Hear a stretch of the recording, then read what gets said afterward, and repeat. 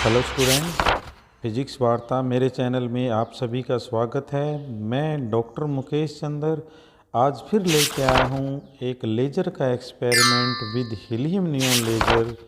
और इस एक्सपेरिमेंट को भी हमने सेम लेबोरेटरी में परफॉर्म किया है, that is government college Israna.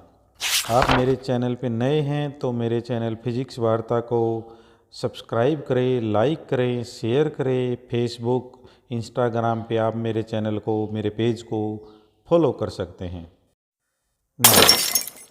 जो एक्सपेरिमेंट हम परफॉर्म करने वाले हैं वहाँ यहाँ पर हम दो एक्सपेरिमेंट परफॉर्म करेंगे हीलियम नियॉन लेज़र के साथ। एक हम डायमीटर ऑफ वायर निकालेंगे, दूसरा हम wavelength of helium neon laser को भी हम यहाँ पर फाइंड आउट करने वाले हैं। दोनों की रीडिंग मैंने यहाँ पर अलग अलग ली।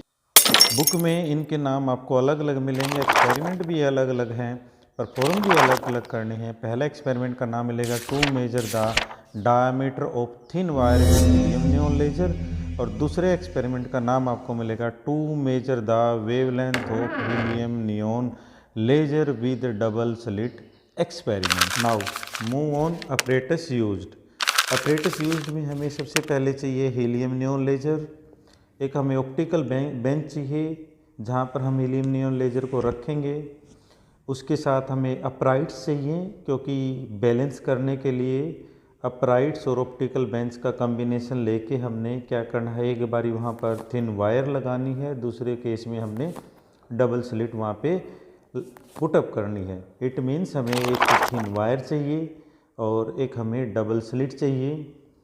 हमें माइक्रोमीटर आईपीस चाहिए, क्योंकि हमने थिकनेस को वेरीफाई करने के लिए ये हेल्पफुल होगा। हम उनकी थिकनेस को और विड्थ को, डबल स्लिट की को मेजर कर सकते हैं यहाँ पर। Now move for working with laser and taking observation. Laser के साथ अगर आप काम करते हैं तो सबसे पहले यहाँ पर आज मैं आपको एक प्रिकॉशन देना चाहूँगा कि जब भी आप लेजर के साथ काम करें, अपनी आइज़ को लेजर रेडिएशन के संपर्क में बिल्कुल भी नहीं आने देना है। उसके बाद आपने इस एक्सपेरिमेंट को परफॉर्म करना है। नाउ जब भी आप इस एक्सपेरिमेंट को परफॉर्म करेंगे, सबसे पहले आपने अपरेटस एडजस्टमेंट कर लेनी है। उसके बाद आपने इसके लिए मूव ऑन करना है। अपरेटस को एडजस्ट करते हुए सबसे पहले आपने क्या करना है, सबसे पहले आपने लेज़र लगानी है ना। उसके बाद डायमीटर ऑफ वायर निकाल रहे हैं तो आपने यहाँ पर वायर फिट करनी है, और डबल स्लिट के साथ काम कर रहे हैं तो आपने यहाँ पर डबल स्लिट लगा देनी है ना। उसके बाद जो स्क्रीन है, स्क्रीन को आप जो दीवार है उसी को आप एज एन स्क्रीन कंसिडर करेंगे, और स्क्रीन के ऊपर इस फॉर्म से जो है, जो पैटर्न आप विजिबल कर रहे हैं, इस फॉर्म से आपको पैटर्न यहाँ पर विजिबल होगा। Now move for observation and calculation. Observation and calculation सबसे पहले हमने डायमीटर वायर निकालना है, उसकी वैल्यू की D is equal to capital D lambda divided by में बी नहीं, एक्चुअली में this is the beta and beta is the fringe width, और इसका फार्मूला लिखेंगे तो lambda capital D divided by small d। यहीं से हम रीअरेंज करके यहाँ से हम वेवलेंथ की वैल्यू को निकाल सकें, that is lambda is equal to beta small d divided by में कैपिटल D। नाउ अब हम मूव करेंगे calculation of small d। Small d की कैलकुलेशन सबसे पहले हम डायरेक्टली ऑब्जर्व करेंगे ट्रैवलिंग माइक्रोस्कोप के थ्रू। जो हमारे पास लेफ्ट साइड में अगर हम ट्रैवलिंग माइक्रोस्कोप की क्रॉस वायर लगाते हैं वो वैल्यू हमें मिलती है 68.05 mm। Similar case in case अगर हम राइट एंड साइड में अगर हम ट्रैवलिंग माइक्रोस्कोप को लगाते हैं वो वैल्यू हमें मिलती है 68.45 mm। ओवरऑल जो डायमीटर वायर वहाँ से हम ऑब्जर्व करते हैं वो हमें मिलेगा 0.40 mm। Now move for reading first. Reading first के लिए हमने सबसे पहले डी को मेजर किया। जो हमारे पास वायर थी वो ऑप्टिकल बेंच के डिस्टेंस पे थी 97.5, और ऑप्टिकल बेंच से लेके स्क्रीन तक का जो डिस्टेंस था वो था 87.5। टोटल जो डिस्टेंस था हमारे पास capital D means diameter wire में वायर से लेके स्क्रीन तक का, दैट इज 180.5। उसके अलावा वहाँ से जब हमने मेजर किया बीटा की वैल्यू हमें मिली दैट इज 0.29 mm। अब अगर हम इसको फार्मूले में पुटअप करते हैं तो हमारे पास जो फाइनल वैल्यू निकल के आती है डी की, that value is equal to 0.4036 mm। ये हमारे पास होगी हमारी फर्स्ट रीडिंग जो लेजर के थ्रू डायमीटर वायर निकालना था। Move for reading second and third. Second reading में हमारे पास कैपिटल डी की वैल्यू आई थी 179 सेंटीमीटर, बीटा की वैल्यू हमने कैलकुलेट करी 0.30 सेंटीमीटर और फाइनली डी की वैल्यू हमने एमएम में निकाली, that value is equal to 0.3775 mm। Similar case आप थर्ड रीडिंग के लिए निकालेंगे। थर्ड रीडिंग के लिए हमारे पास डी की वैल्यू मिली हमें 0.398345 mm।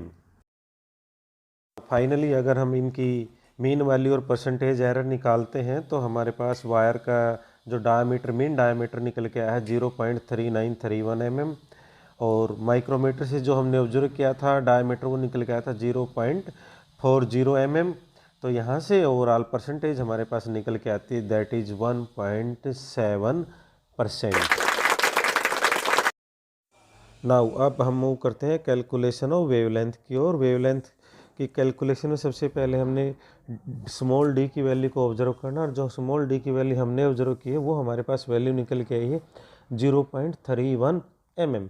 नाउ फर्स्ट रीडिंग के लिए हमने सबसे पहले ग्राफ को नोट करना है। ग्राफ के हमारे पास जो कैपिटल डी की वैल्यू हमें मिली that value is equal to 199.5 centimetre. इसको आप एमएम में कन्वर्ट कर लेंगे। यूनिट का आपने स्पेशली ध्यान रखना है, सारी की सारी यूनिट में एमएम में कन्वर्ट करके वेवलेंथ की वैल्यू यहाँ पर निकालूंगा, आपने भी कुछ ऐसा ही करना। नाउ फर्स्ट रीडिंग के कोरस्पॉन्डिंग हमने जो बीटा की वैल्यू ऑब्जर्व की है that value is equal to 3.25 mm।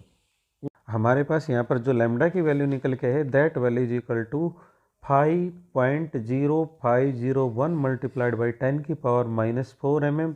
Similar case second reading के लिए स्मॉल डी की वैल्यू हमारे पास सेम रहेगी। कैपिटल डी हमने जो मेजर किया है that value is equal to 1675 mm। Beta हमने जो मेजर किया है दैट इज 2.76 mm। तो यहाँ पर जो वेवलेंथ निकल के that value is equal to 5.105 multiplied by 10⁻⁻⁴ mm। Similar case आप थर्ड रीडिंग के लिए निकालेंगे। थर्ड रीडिंग में डायरेक्ट आपको बता रहा हूँ दैट वैल्यू जो हमने ऑब्जर्व की है वो निकल के आई 5.194 multiplied by 10⁻⁻⁴ mm। Mean value जो हमारे पास निकल के आई that value is equal to 5.1163 multiplied by 10⁻⁻⁴ mm। जो wavelength of light used laser के केस में हमारे पास है वो है 6.328 मल्टीप्लाइड बाई 10⁻⁻⁴ mm।